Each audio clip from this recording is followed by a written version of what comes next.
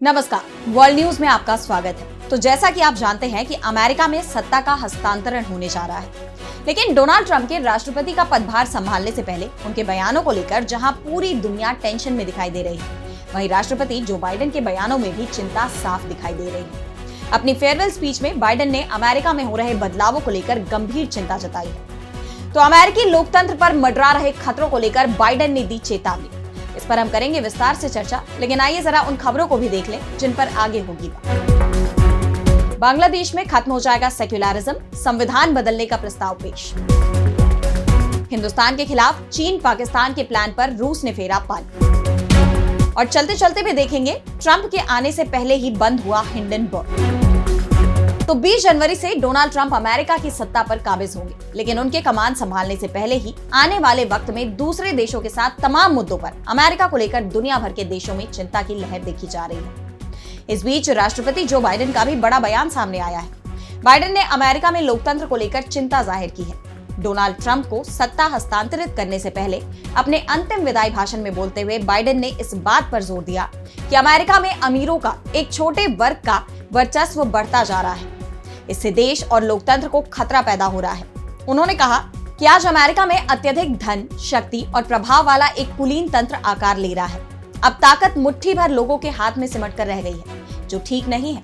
अगर सत्ता के उनके दुरुपयोग को अनियंत्रित छोड़ दिया जाता है तो इसके खतरनाक परिणाम हो सकते हैं। ये सचमुच हमारे पूरे लोकतंत्र, हमारे मूल अधिकारों और स्वतंत्रताओं और सभी के आगे बढ़ने के निष्पक्ष अवसर को खतरे में डाल रहा है। बाइडेन ने कहा कि देश को इनके चंगुल से बाहर निकलना होगा। अमेरिका का मतलब है कि सभी को निष्पक्ष मौके मिले। इसके साथ ही उन्होंने गलत सूचनाओं और स्वतंत्र मीडिया पर पड़ते दबाव को भी उजागर किया। बाइडेन ने कहा कि आज प्रेस पर भारी दबाव है और स्वतंत्र मीडिया खत्म हो रहा है। आज सच्चाई झूठ के नीचे दबाई जा रही है और सोशल मीडिया प्लेटफॉर्म इसे बढ़ावा देने के लिए जिम्मेदार है। हमें इन प्लेटफॉर्म्स को जवाबदेह ठहराना होगा। गलत सूचनाओं का भंवर अमेरिका के लिए एक बड़ी चुनौती बन चुका है, जिससे निपटना बेहद जरूरी है। बाइडेन ने कहा कि स्वतंत्र समाज और स्वतंत्र प्रेस अमेरिकी लोकतंत्र की आधारशिला है। बाइडेन के बयानों ने डोनाल्ड ट्रंप के कार्यकाल को लेकर अभी से कई सवाल खड़े कर दिए हैं। कहा यह भी जा रहा है कि उनका निशाना सीधे सीधे टेस्ला के प्रमुख एलन मस्क पर था, जो राष्ट्रपति चुनाव के दौर से ही ट्रंप के साथ कंधे से कंधा मिलाकर चल रहे हैं और उनकी कैबिनेट का भी हिस्सा बनने जा रहे हैं। दावा यह भी किया जा रहा है कि जिस तरह से ट्रंप सत्ता में आते ही अमेरिका में बड़े बदलाव लाने की बात कह रहे हैं, ग्रीनलैंड खरीदने से लेकर कनाडा, मेक्सिको तक कई क्षेत्रों पर अधिकार जमाने का दावा कर रहे हैं। ऐसे में अमेरिका के दूसरे देशों के साथ संबंधों को लेकर तो सवाल उठ ही रहे हैं। इसके साथ ही लोकतंत्र को लेकर भी चिंता जताई जा रही है। और अब बढ़ते हैं अगली खबर की तरफ, जहां हम बात करेंगे बांग्लादेश की। तो बांग्लादेश में हुए तख्तापलट के बाद से लगातार हालात बिगड़ते जा रहे हैं और अब एक ऐसी खबर आई है जो बांग्लादेश की प्रगति में अंतिम कील ठोकने के बराबर है। बांग्लादेश में अब अंतरिम सरकार के प्रमुख सलाहकार मोहम्मद यूनुस संविधान बदलने की तैयारी कर रहे हैं। शेख हसीना के प्रधानमंत्री पद छोड़ने के बाद से मोहम्मद यूनुस लगातार बांग्लादेश की छवि बदलने की कोशिश कर रहे हैं और अब संविधान सुधार आयोग ने मोहम्मद यूनुस को रिपोर्ट सौंपी है, जिसमें धर्मनिरपेक्षता, समाजवाद और राष्ट्रवाद के राज्य सिद्धांतों को बदलने का प्रस्ताव रखा गया है। नए प्रस्तावों के तहत केवल एक लोकतंत्र अपरिवर्तित रहेगा। इसके साथ ही आयोग ने देश के लिए द्विसदनीय संसद और प्रधानमंत्री के कार्यकाल पर 2 कार्यकाल की सीमा का भी प्रस्ताव रखा है।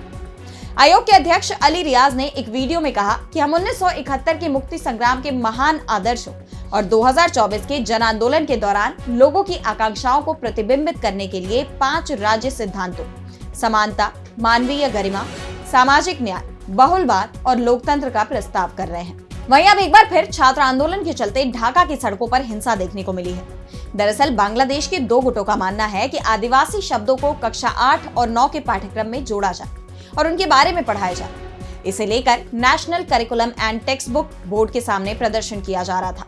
हालांकि दूसरा गुट इसका विरोध कर रहा था और इसे लेकर ये दोनों गुट आमने सामने आ गए। मामला बढ़ता गया और उपद्रवियों ने अल्पसंख्यकों पर जमकर लाठी बरसाना शुरू कर दिया, जिससे हिंसा बढ़ गई। बांग्लादेश की यूनुस सरकार हिंसा को रोकने में नाकामयाब होती जा रही है। और अब अगली खबर में बात करेंगे हिंदुस्तान के खिलाफ चीन और पाकिस्तान के प्लान की। तो पाकिस्तान और चीन लगातार हिंदुस्तान के खिलाफ साजिश रचते रहे हैं और इस बार भी हिंदुस्तान को अलग थलग करने की रणनीति दोनों ही देशों ने मिलकर बनाई है, लेकिन रूस ने इस प्लान को वीटो कर दिया है। दरअसल अफगानिस्तान पर केंद्रित एक क्वाड समूह का गठन किया गया है, जिसमें चीन, पाकिस्तान, रूस और ईरान शामिल है।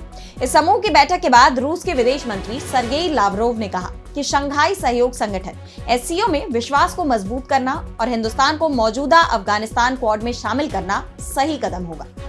बता दें कि SCO में पहले एक अफगानिस्तान संपर्क समूह था जिसमें हिंदुस्तान भी शामिल था, लेकिन 2021 में तालिबान के सत्ता में आने के बाद ये समूह निष्क्रिय हो गया।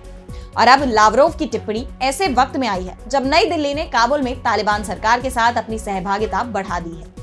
इसी महीने हिंदुस्तान विदेश सचिव विक्रम मिस्री और अफगानिस्तान के कार्यवाहक विदेश मंत्री मावलवी आमिर खान मुत्ताकी ने दुबई में मुलाकात की और चाबहार बंदरगाह और हिंदुस्तान मानवीय सहायता जैसे मुद्दों पर चर्चा हुई। हिंदुस्तान ने अफगानिस्तान में तख्तापलट के बाद तालिबान सरकार को आधिकारिक रूप से मान्यता नहीं दी, लेकिन तालिबान के साथ संपर्क बनाए रखा है और हाल ही में तालिबान और हिंदुस्तान के बीच संबंध में मजबूती भी आती दिखाई दे रही है, जबकि पाकिस्तान के साथ उसकी दूरियां बढ़ती दिख रही हैं। वैसे अभी तक हिंदुस्तान ने तालिबान सरकार को मान्यता नहीं दी है। बता दें कि अफगानिस्तान क्वाड की पिछली बैठक नवंबर 2024 में संयुक्त राष्ट्र महासभा के सेशन के दौरान हुई। विदेश मंत्रियों के स्तर पर हुई इस बैठक में ईरानी विदेश मंत्री सैयद अब्बास अरागची, रूसी विदेश मंत्री सर्गेई लावरोव, चीनी विदेश मंत्री वांग यी और पाकिस्तानी रक्षा मंत्री मोहम्मद आसिफ ने हिस्सा लिया था। बैठक के बाद जारी संयुक्त बयान में अफगानिस्तान की राष्ट्रीय संप्रभुता, राजनीतिक स्वतंत्रता, एकता और क्षेत्रीय अखंडता के लिए समर्थन का ऐलान किया गया। और अब चलते चलते में देखेंगे रिसर्च फर्म हिंडनबर्ग के शटडाउन को। तो अमेरिकी short selling firm Hindenburg research ने अपनी क्लोजिंग का ऐलान कर दिया है। बुधवार देर रात कंपनी के फाउंडर नाथन एंडरसन ने इसका ऐलान किया। उन्होंने कहा कि कंपनी बंद करने का फैसला काफी बातचीत और सोच समझ कर लिया गया है। हालांकि एंडरसन ने कंपनी बंद करने की कोई वजह नहीं बताई। हिंडनबर्ग रिसर्च की शुरुआत साल 2017 में की गई थी। हिंडनबर्ग के फाउंडर नाथन एंडरसन ने एक नोट साझा कर लिखा कि जैसा कि मैंने पिछले साल के अंत से ही अपने परिवार, दोस्तों और अपनी टीम के साथ शेयर किया, मैंने हिंडनबर्ग रिसर्च को भंग करने का निर्णय लिया है।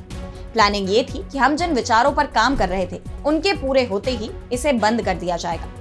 और हाल ही में जिन पूंजी मामलों को हमने पूरा किया और नियामकों के साथ साझा कर रहे हैं, वो दिन आज ही है। आपको बता दें कि हिंडनबर्ग रिसर्च की रिपोर्टों ने भारत के अदानी ग्रुप और इकॉन एंटरप्राइजेस समेत कई कंपनियों को लेकर अरबों डॉलर के खुलासे किए थे। अगस्त 2024 में हिंडनबर्ग ने अपनी रिपोर्ट में दावा किया था कि सेबी चीफ माधवीपुरी बुच और उनके पति धवल बुच की अदानी ग्रुप से जुड़ी ऑफशोर कंपनी में हिस्सेदारी है। और अब कंपनी को बंद करने के इस फैसले को अमेरिका में सत्ता हस्तांतरण से जोड़कर देखा जा रहा है। हिंडनबर्ग रिसर्च का ये ऐलान ऐसे वक्त में आया है जब अमेरिका में राष्ट्रपति जो बाइडेन का 4 सालों का कार्यकाल पूरा होने में बस कुछ ही दिन बचे हैं और डोनाल्ड ट्रंप 20 जनवरी को अमेरिका के 47वें राष्ट्रपति के रूप में शपथ लेने वाले हैं। तो आज इस वर्ल्ड बुलेटिन में इतना ही। देश दुनिया की तमाम बड़ी खबरों के लिए बने रहिए DV लाइव के साथ और मुझे दीजिए इजाजत। नमस्कार।